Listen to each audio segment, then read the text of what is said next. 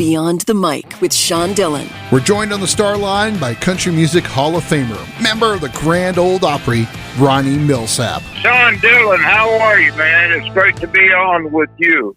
Doing great, sir. Let's go beyond the mic. Let's do it. Growing up in North Carolina, your first studied classical music. Who was your favorite composer?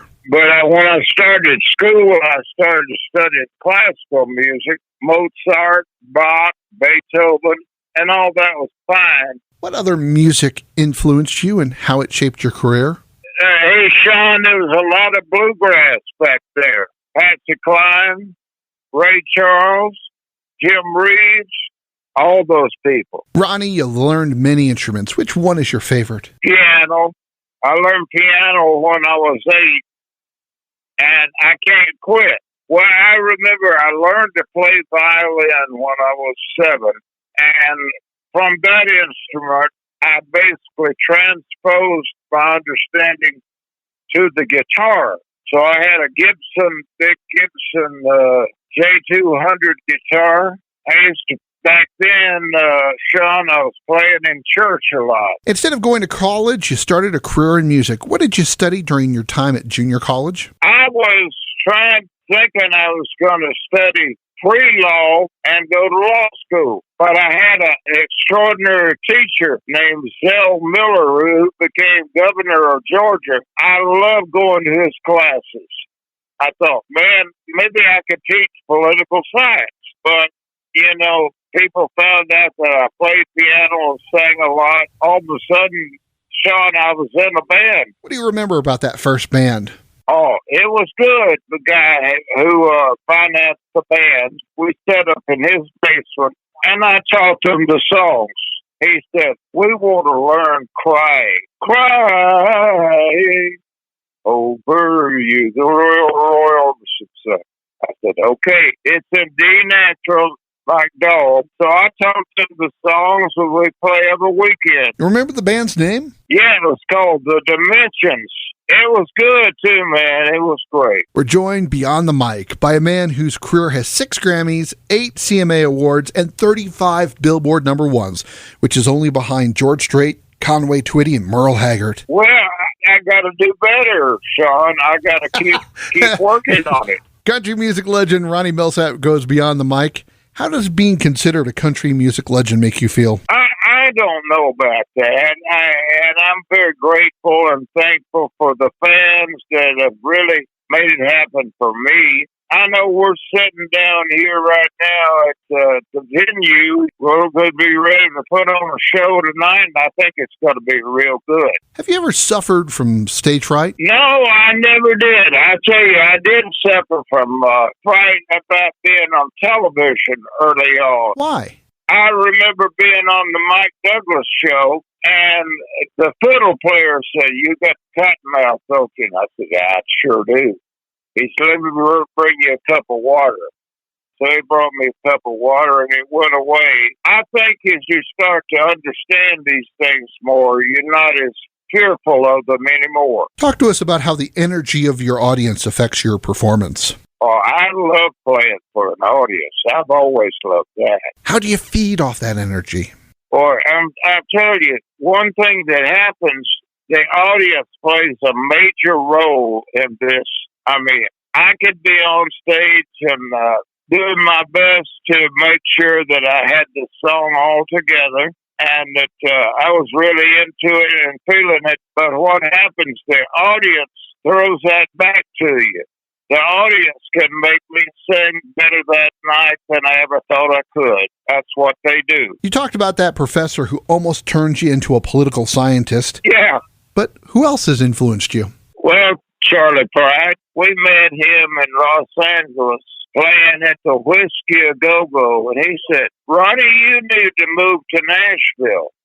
I said, I know, Charlie, and if I ever get a job in Nashville, I will move. But Charlie was a big help to me, and I got to play his shows. I was managed by the same guy that managed him. And I wound up on RCA just like Charlie Pride did. Talk about your latest album, The Duets. specifically about the recordings with Leon Russell and Troy Gentry. Oh, that was so good. Because my producer and I were talking about what kind of album can we put together. I'd usually come up by now with a greatest hits album, but I hadn't been making any hits lately. And he said, well, what I want to do, take some of your favorite songs and let's find some partners and do some duets. I said, well, spend that. And they said, Leon Russell wants to sing with you. I said, hey, I love that. That's the first session that we had. We cut Misery Loves Company, the song that Jerry Reed had written. A lot of people have had hits on this song. That the whole thing with Leon, then all of a sudden there was a group came in called Lucy Angel, and they wanted to sing Happy, Happy Birthday, Baby. So we did that, and all of a sudden we feel like we're getting something done. Next day, Casey Musgraves came in, and I had her sing, Don't You Ever Get Tired of Hurting Me. She said, Ronnie, who's singing There's No Getting Over Me? I said, nobody right now. She said, let me do it. And if you don't like it, you always take me off. Well, she's on the duet with me, and we certainly would never take her off. I predict that's going to be a big hit record all over again. Yeah, Eddie Montgomery calls the house a lot. He did for years, and I've been close to him, and it just came out. There was a friend of ours that recorded Montgomery Gentry on a song called Shaky Ground, which was originally done by the Temptations at Motown. But they did such a great job on that. I put them on, I sang with them, and that's the last cut of the album. It's good. In your incredible career, is there one special moment that always comes to mind? I think so, Sean. I think so. The night that I won 1977, won Entertainer of the Year from the Country Music Association. My wife, Joycey, was with me, and we walked up to the stage together, and I talked about her and how much she had been a big influence in getting me to Nashville. And we decided that I was not an overnight success. It takes a while to make all this happen. And somebody wrote a song about that called Only One Love in My Life. And I recorded that for her. We've been married 53 years this fall. So, Sean, you know, when you're hot, you're hot. 53 years. What's the secret to your marriage? Always say yes, honey. Time is running out, so it's time for the Rocking 8. It's the first thing that comes to your mind. No pressure. Favorite childhood meal? Oh, breakfast with my grandmother. Favorite venue to play in? Oh, I've had many of them. It could be this one here tonight. What song do you use to warm up your voice? I don't warm it up. I should. I usually warm up with In a Cavern down by Canyon, excavating for a mine. There lived a miner from North Carolina, and his best darling, Chubby Clementine. I warm up with that song. And you got a bubble.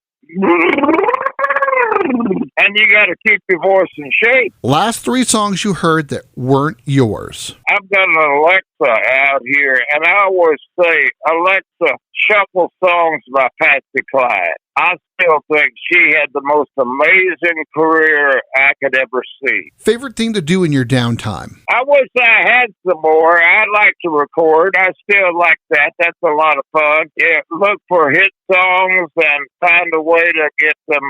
And most people nowadays have a home studio. I remember the story, Sean, Jim Reeves recorded the song called Distant Drums. Cindy Walker wrote that song. She said Jim Reeves called her. I want you to come up here and have supper with Mary and me tonight. After supper, I'm going to cut Distant Drums.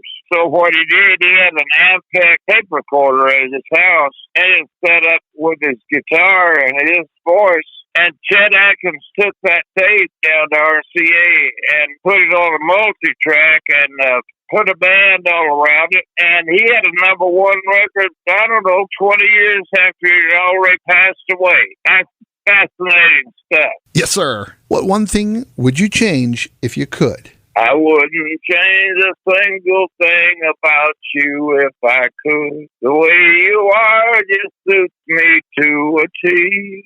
I like it the way it is, Sean. I just need to keep working. I want to keep working as long as I can.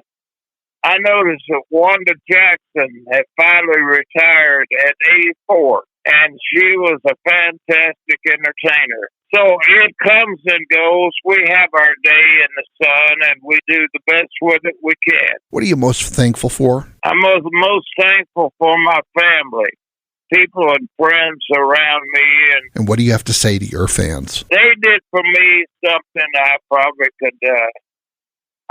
I've always loved the music business and the whole thing of recording and search for great songs and all that, but the fans put all this together years ago. And I must say, the fans of Texas were the first one to really show me what it was all about. Because I remember going Six Flags over Texas, and I had my first album out. They just told me how much they loved it.